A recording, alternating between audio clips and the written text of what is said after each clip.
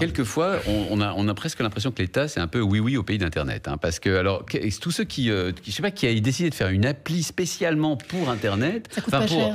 Pour les smartphones, c'est la Direction générale de la sécurité civile. Oui, en fait, il n'y a personne de moins de gouvernement. 25 ans dans leur équipe pour leur expliquer que c'est pas comme ça que ça fonctionne. Une appli, il faut avoir envie de la télécharger, il faut avoir envie de l'utiliser. C'est à la fois ludique et intéressant. Mon cher Anthony, vous posez la question soit SMS, soit appli.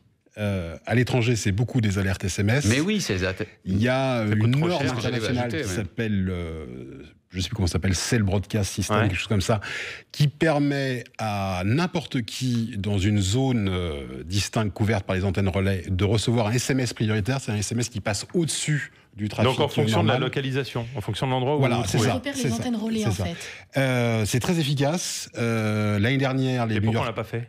C'est cher, très cher. Parce que cette appli a été faite dans l'urgence, ça semblait être une bonne idée. La mauvaise idée de la bonne idée, c'est que 58% des Français ont un smartphone, mais les autres n'ont pas de smartphone. Eh oui.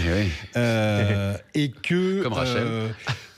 Mais je pense que le gouvernement a privilégié l'appli parce que l'appli permet de raconter autre chose que ce que raconte un SMS. Il y a énormément de choses sur ça cette permet appli. de mettre de l'information, de la pédagogie, etc. Fascinant. Oui. Et ça part d'une bonne idée. Ce qui est fascinant, c'est qu'on est les seuls à avoir eu cette très mauvaise idée. C'est-à-dire que personne en Europe, enfin moi, pour bien connaître les polices espagnoles et les polices britanniques, elles ne communiquent absolument pas par appli. Elles communiquent par SMS, elles communiquent par leur fil Facebook, le paradoxe, c'est qu'aujourd'hui on communique par SMS. ou leur fil Twitter.